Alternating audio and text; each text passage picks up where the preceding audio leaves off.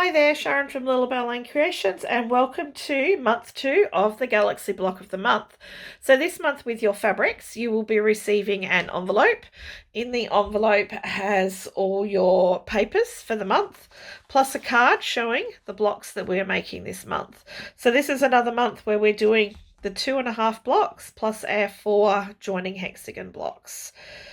Not pictured here, but also in your fabric parcel from your quilt shop will be the black and white fabrics for the hexagons. I have jumped ahead and already made my hexagons, so that's why my fabric's not here. So these are the blocks that we're making this month.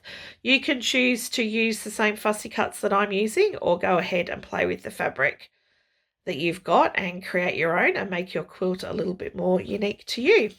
So in this month's fabric allotment, we have the Bear With Me in the Glimmer. So there's a fat quarter of that one. And then we have in the tiny stripes, we have Misty. And in the tiny spots, we have Meadow. And then we have in the tiny stripes, Moon Glow. And in the dots, we have Watermelon. So don't forget, in addition, you will also have the black and white fabrics for your hexagons. Your spots going on the outside, you should have enough left over from last month to make this month's blocks. That's why you don't have any spots in this month's installments. So let's have a look at our fat quarter, the fabric we're playing with this month. This month we actually get to play with asymmetrical fussy cut, and what that means is that we can draw a line straight down the center of the print, and one side is a mirror image to the other side. So this is a great print to get all those kaleidoscope type effects from, and it's a great one to use our fussy cutting mirror with and our fussy cutting viewer with. Now, when we look at any fabric that we're going to fussy cut, we need to make sure that we have enough repeats from our fabric. Clearly we do on this one. We're working repeats of 6 for the Galaxy quilt, and yeah, there's more. We've got 1, 2, 3, 4, 5, 6, plus the little bits each end. So we've all got more than enough fabric this month to play with. So if you look, I've got 6 repeats on each row, and I've got 1, 2, 3. Let's open it up. 4, 5, 6, almost 7 full repeats, full lines. So that's 7 by 6. So I could potentially get 7 fussy cut blocks from this one fat quarter of fabric. So that's why you only have a fat quarter this month, as opposed to the half yard that you had last month. So have a look at your fabrics, get your fussy cutting mirror out, and have a look at what options are available to you. I'll stop this now and I'll slot in a little video showing you some different fussy cuts that are available there for you to play with. Because we are playing with a true symmetrical print this month, what we see in the mirror is actually a true reflection of what you can achieve with your fussy cuts. So if we stop here, you can see that by a center, we can create a star. You have to excuse my voice. We go up a little bit further, we bring in the red flowers, and it brings in a beautiful red floral center. We go further into the bear, and we've got the bear's nose, which allows the creation of that awesome citrus pop in the center of our blocks while still maintaining our red flower to the outside. So just by moving where you fussy cut ever so slightly along this bear print, it's going to give you so many different blocks and looks that you can achieve. So it's just a matter of you playing with your fussy cutting mirror and deciding on which fussy cut you want to put into your quilt as to where to start. And then we're back again at that start point. So have a play with your mirror. Work out which fussy cut you might like to play with. Potentially you can get 7 centers from this one fat quarter. Maybe 6 would be more realistic, but 6 or 7 centers from this one fat quarter of fabric. I will have a play and see how many I can get out of it and share with you, and then we will come back. Okay, so once you've had a play with your fussy cutting mirror and your viewer, and you know what fussy cut that you want to cut out. Now I am going to duplicate this block to start with, so I can see that it's the very start of the bear's nose in the centre, which is actually this fussy cut here. This is where I want to cut out. So this will be the centre. You have a look and see the bear's nose. This is the bit that I want to fussy cut out. So I'm just going to remove that. If you want more details on this fussy cutting, you can go back to month 1 and view that video as well. So I'm going to grab my sandpaper board. Here's sandpaper board. I'm going to flick my fabric over to the back. Now this is the reverse image of what I was just looking at before. So I wanted this section first. Now remember, I've got 6 going across my width of my fat quarter.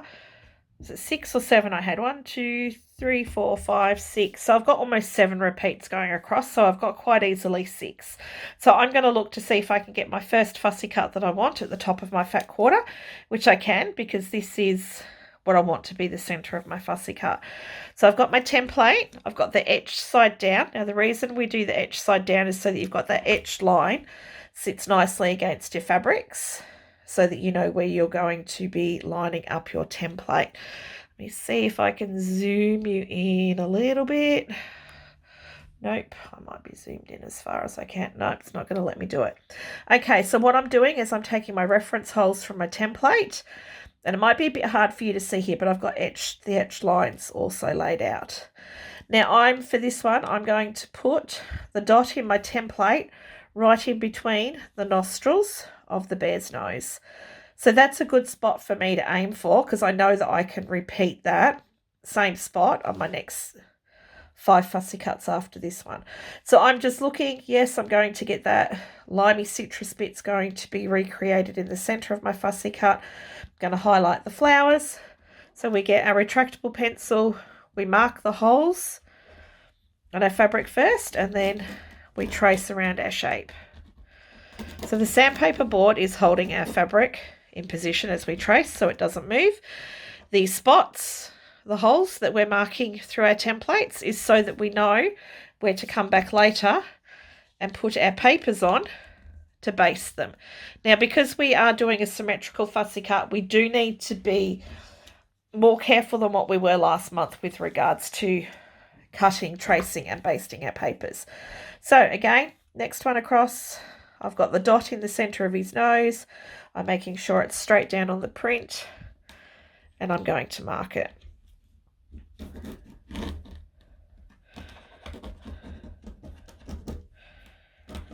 Okay, 2, and we will do that 6 times for the centre of the block. So my dots in the middle of the nose again, marking my holes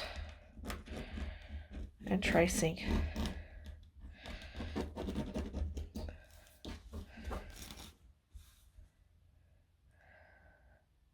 Dots in the middle of my nose. So because I used that simple reference point of the dot of the hole of my template, I just need to stop breaking the lead on my pencil. The hole in my template, using that as his nose. Let's start that again, Sharon.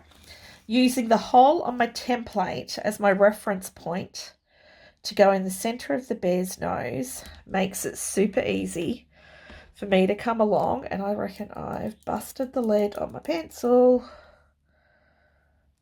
Yeah, I need to go and refill this with another lead. I'll be right back. Okay, so we've cut our 6 across.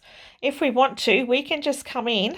This fits perfectly on this print, and we can set our next fussy cut. Let me move you up a little bit so you can see directly underneath. This is my trace line from my previous diamonds. So I can just butt my template right up in there, and it's going to give me a slightly different fussy cut than before, because it's going to have the bear's nose at the top. The flowers are going to be at the bottom, so it would be a nice fussy cut with the red flowers coming out of the centre, or you can flip it and have it the other way. And then you can work down. So we could do row 1 here, row 2 here, row 3, we can come back down here and move it up or down ever so slightly so we get a different fussy cut. But I'm looking to make the second fussy cut as pictured on the handout in this month's installment. Now, it requires me to have the bear's nose as the centre and the beehive at the top. Now, that's not quite going to fit. That would be an awesome fussy cut, don't get me wrong, but it's not duplicating the fussy cut that you've got on your handout this month. So I'm going to go over here. This is actually the fussy cut that I want to achieve, and by pure luck of how my fat quarter's been cut, I can get my first one from the very edge. So I'm just referencing back to my card, making a look. See, I want this one I'm trying to duplicate. I want that centre. I want to form that circle centre using the base of the bear's mouth. So I'm looking and I'm going, yes, that's what I want. So I'm looking at reference points so that I can position my next template. So I can see these holes are right next to this citrusy green bit, and I can see this hole up here is sitting just on top of this part of the print here. So I know that's going to be easy enough to achieve. And then I come back down here and I look at where this hole is going to be referencing down there. So this is the part that I'm going to fussy cut. Now I'm just looking, I can see a little black bit of the print. It's probably hard for you to see in the camera, but it's there. No, I'm going to go up a little bit because I've got my etched lines facing down on my fabric. I actually want to form a circle from the citrus green underneath the bear's nose. So I just need to lift it up ever so slightly to there. And then we go ahead and mark.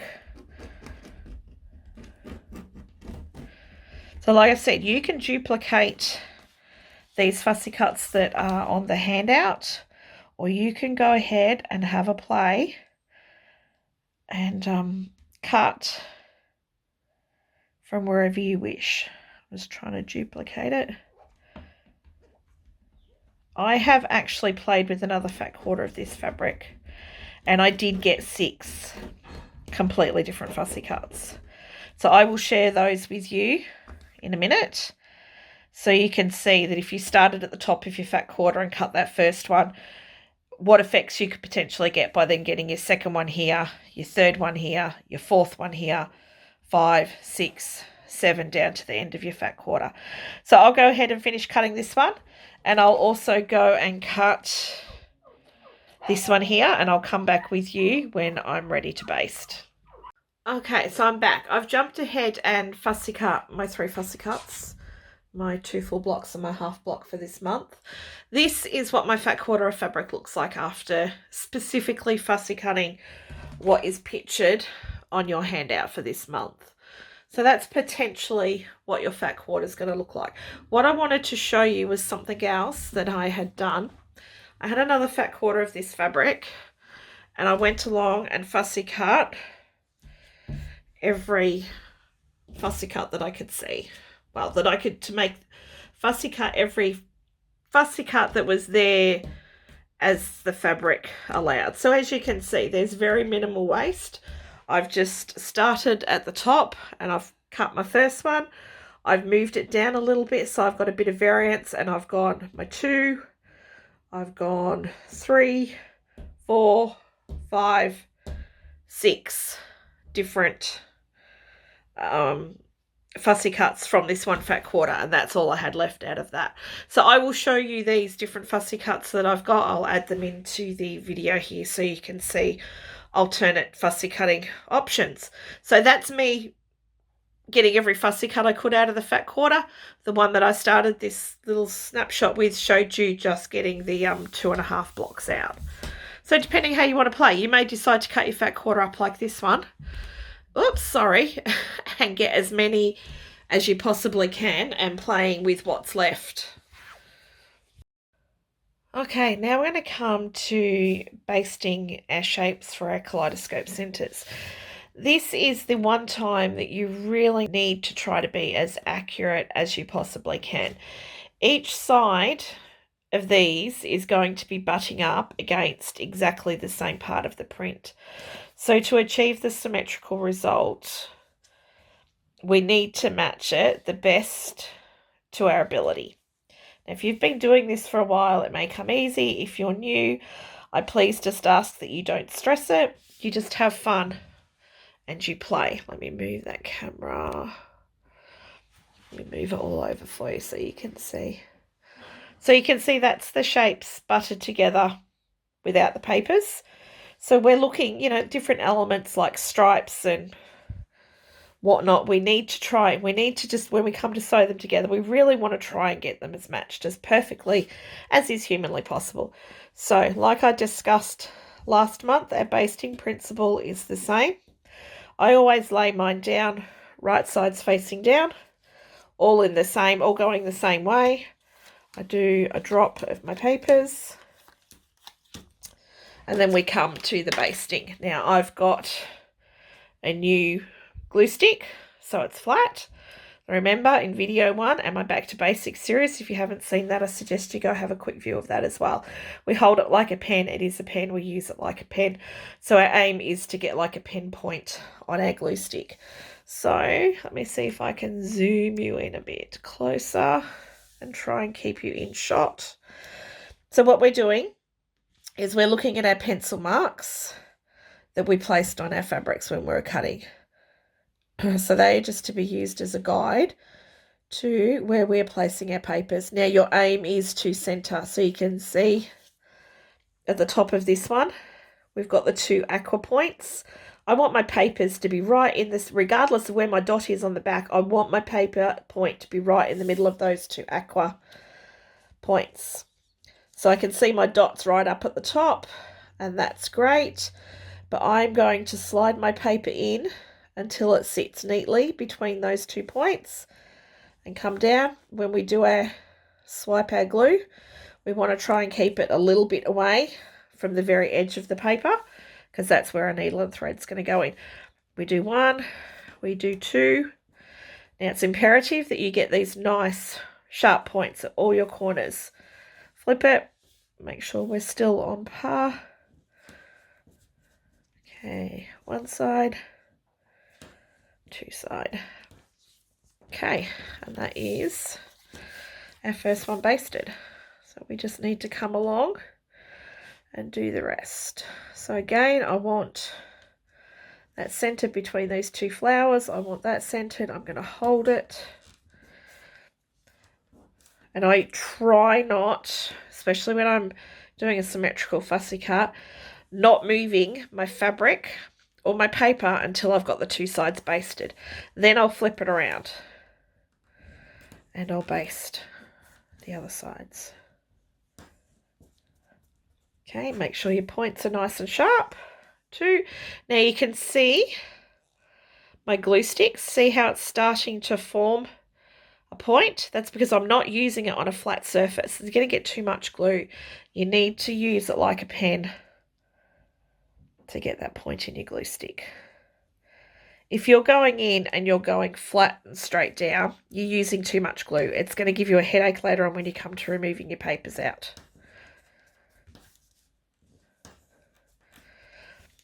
So we need to try and get as accurate as we possibly can in gluing these 6. And I'll show you a trick well, not a trick, but something to check in a second, which will help you achieve the results that you desire. You'll see by my glue basting, sometimes I'm close to the edge, but I'm trying on the majority of the times to leave myself that little bit of a gap so I can pick up those couple of fibres of my fabric as I'm going to be sewing them together.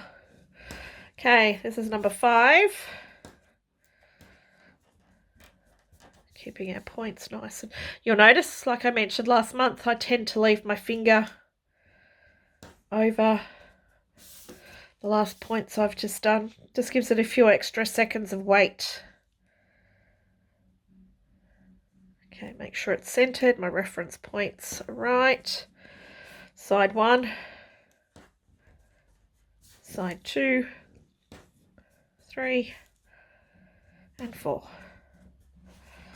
Okay, always put your lid on your glue stick. Last thing you want is your glue stick going dry. Now let's have a look. always with symmetrical cutting, have a look at the other pattern. You might have cut it to go this way all round, but always check if you flip them and reverse them, what other sort of pattern you're going to get.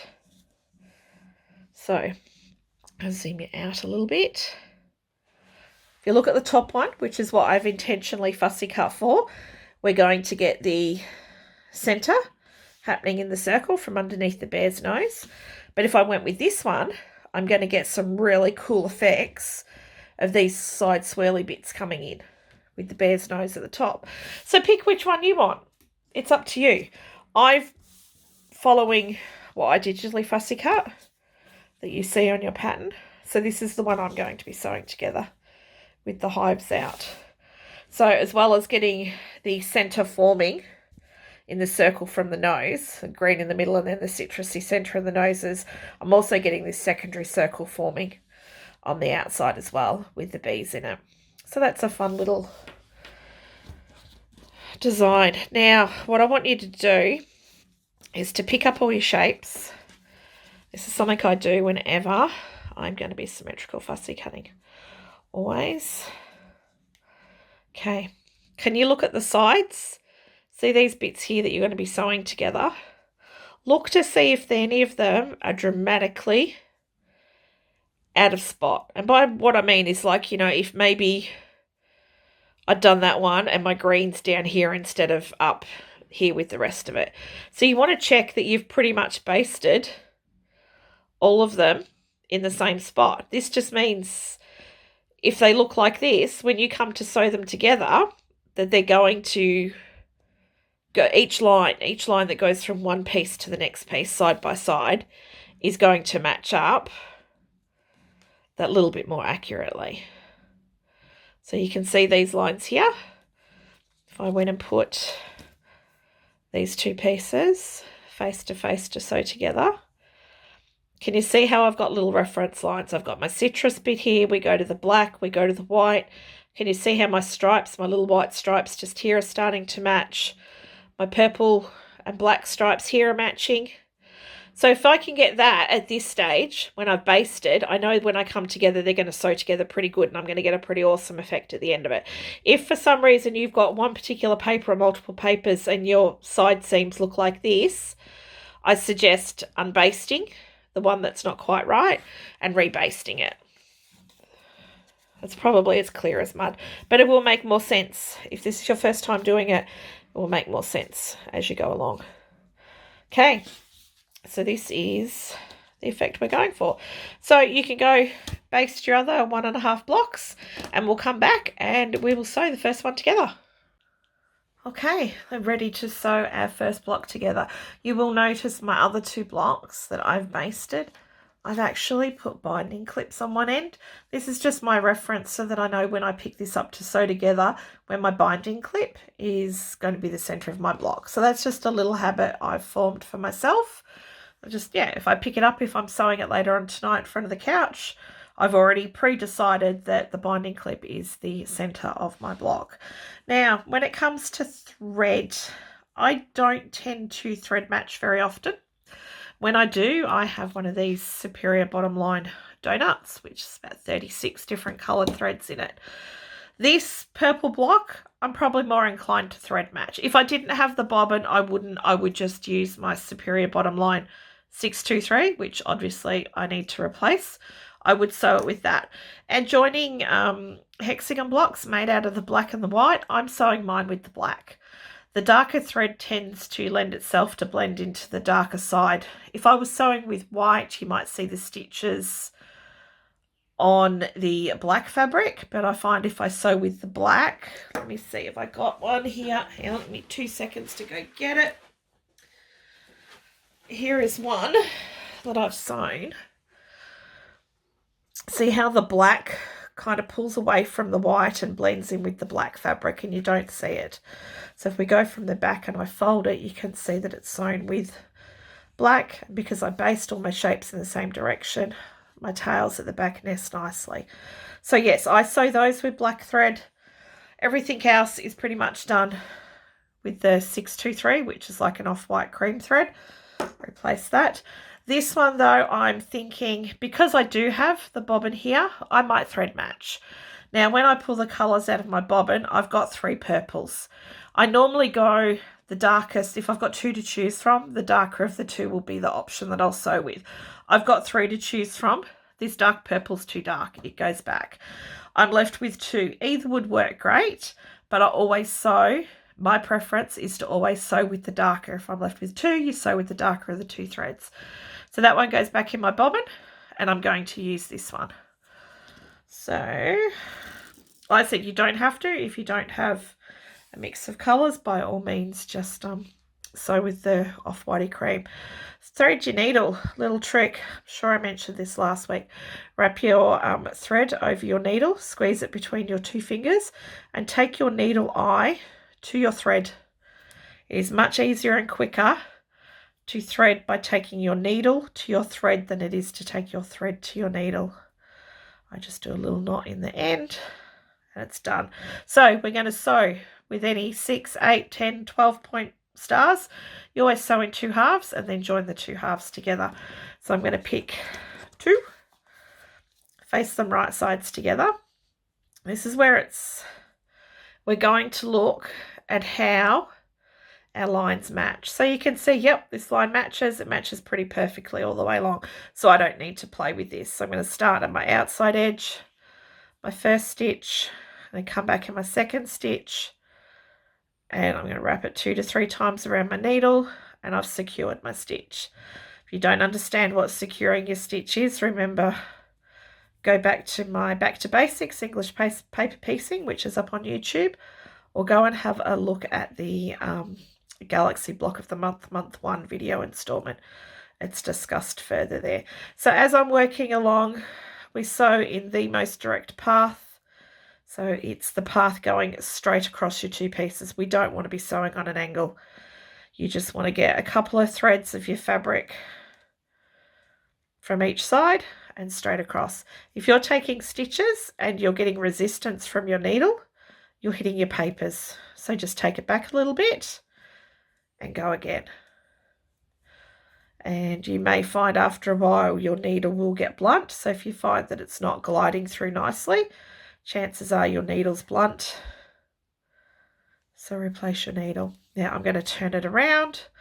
We knock our tails out of the way. We don't sew tails in when we're English paper piecing. So we're going to knock them out of the way. You can see that my lines are still joining up nice and neat. And we're going to continue across.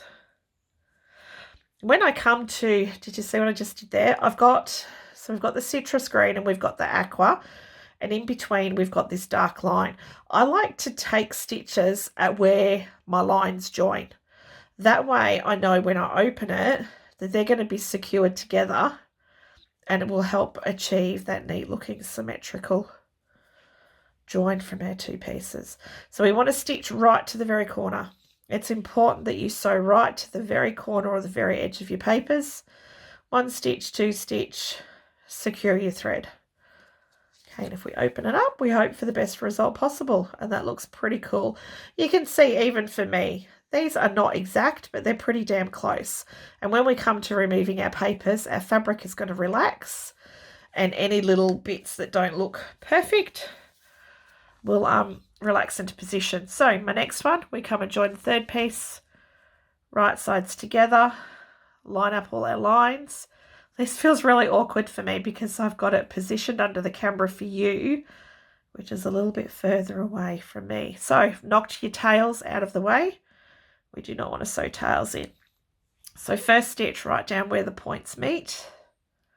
And it's imperative that you do stitch right down there because we don't want a hole forming later because we've not sewn that far down. You're going to have to excuse my voice. It's going on me again.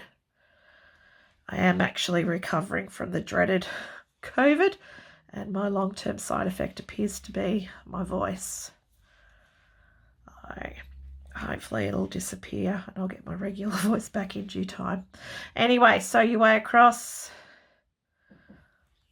Keep going. Now I'm going to come to these lines before. Now what I'm going to do is I'm actually going to maneuver, over-exaggerating this move here, but this paper this side just back ever so fractional, just with a little bit of pressure of my fingers, just to line up those lines.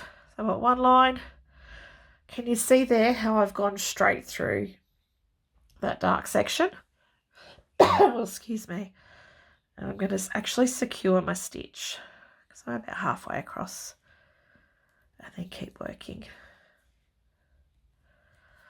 See, again, I've got more lines coming up that are matching. They're matching pretty good this time. So I'm just going to pop a stitch in each one. Work my way across. We get to the end, we want to make sure we sew right to the edge of our points.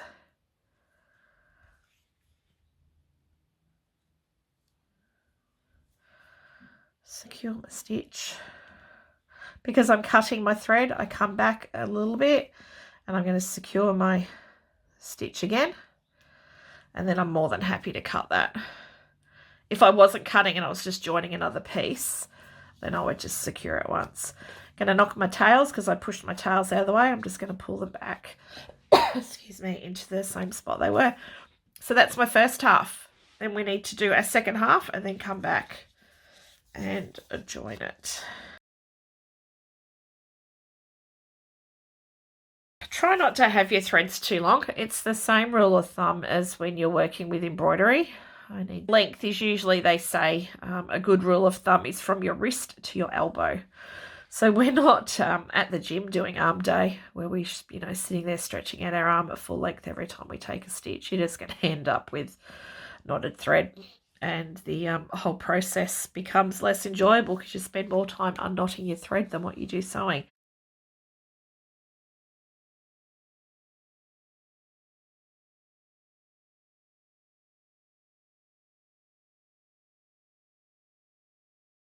Okay, 2 halves. Now we need to join our 2 halves together. So that's as simple as lining half and half, making sure things match pretty good. All looks pretty good to me. Can you see there? So if you're new to sewing these 6 points diamonds, you may choose to start closer to the center and stitch out and then come back and stitch across and out, or you can start one end and sew all the way across. You just want to make sure that you don't accidentally let one side slip so that it becomes out of alignment, which again is where your binding clips can come in handy because you can hold them. So I'm making sure here that my centers are joining. I can see that they're going to match nicely. I'm going to start at this end, right at the very end. So 1 stitch, oops, into my thumb, 2 stitch. I'm going to secure my thread by wrapping my needle 2 to 3 times around the loop. And then I'm going to start stitching across. Now you can see it's not who does the most stitches wins. Never counted how many stitches I do per inch. So I really have no idea how many I do. And when we get to about halfway, you want to secure your stitch. And like I've said in previous videos, this just holds everything that I've sewn from here to here nice and taut so it doesn't become loose and gape open. And if my thread breaks between here and here, technically I only need to go back to about halfway and restitch from there across. I don't need to go back to the start and completely stitch across in fear that that's going to unravel later on when I add more weight to my quilt or during use in the years to come. So it's a good habit to get into. Okay, I'm getting to the center, so I'm going to secure my stitch again right about here. I'm going to flip it the other way, so I like to sew into where I'm going. Pull the tails out of the way. So this one here, pull it out of the way. And with my fingers, I'm holding those out of the way so that I can see right to where the points of these diamonds meet. And I'm going to now sew into those points.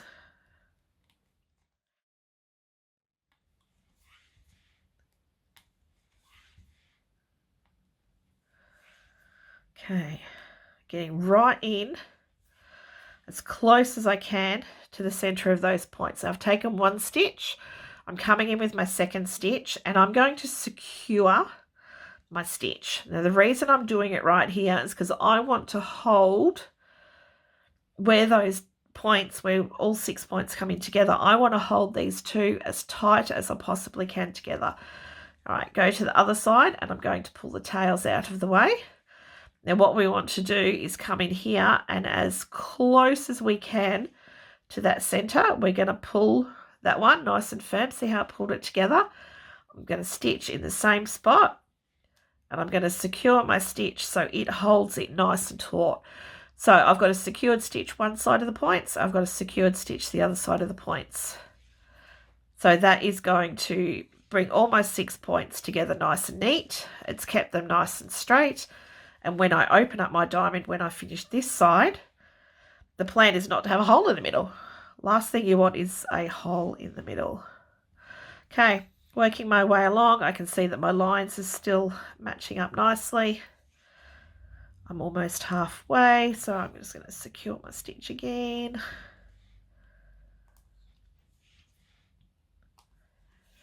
And my first one is almost done. So by looking at the month 2 handout, I'm pretty sure the one I'm stitching is this one with the light blue stripes and the green tiny dots. Okay, coming to the end, taking one at the end, I'm going to go back and secure my stitch. And you guessed it, because I'm going to be cutting my thread, I'm going to come back in a little bit further, and I'm going to secure my stitch because I'm going to cut that thread. Okay, cut the thread. And there we have the center of the block. So it comes together pretty good, and I honestly can't see, you know, you might, if you've got a magnifying glass, you can come really close and you'll see the couple of purple stitches. But that's come together really nice. I'm really pleased with how that purple thread's worked on that. But like I said, you don't have to use the purple, just use your off-whitey cream. So then we come to building our block, and mine are just out of reach. I have jumped ahead and basted and sewn these. If you need to see how these are sewn into units, check out month 1. They go into a lot more detail in month 1. I didn't feel that we needed to repeat that here in month 2. So we create our side units, and we will just come in and add those. So I like the green of the spots, gives a nice pop with the purple of this print. So that'll go there, and I've already been and basted my spots. These, you should have enough left over from your first month's installments of your spots to be using this month. Next month you will be receiving more. If you have found yourself one, hopefully not too short, but if you have found yourself one short, please go back to month 1 and look at how I traced out the template on this spot fabric, because you need to ensure that you get enough every 2 months to complete the quilt. The aim is that you've got enough fabric that you'll have some left over each month to keep going and build upon. Okay, sew your blocks together, create your 2.5 blocks, sew your 4 of these, and that's it for this month. And we will be back in month 3. One more housekeeping thing, please ensure you keep all your remaining papers that you have left over from this month. Go and put them wherever you put your month 1. So if it was in the box that month 1 came with, store them all together, Ziploc bags somewhere. Don't lose them, because you will need them in the final month to complete the quilt. Okay, I'm going to go sew these in front of the TV, maybe put something on Netflix, and I'll come back with the completed blocks when they're done. Okay, and there we go. That is our month 2 blocks as per a little handout sheet we got, all nicely pressed and ready to be added to last month's blocks. So have fun with the fussy cuts you choose to make this month, and I'll see you again next month when we add some more blocks into the mix. Happy stitching!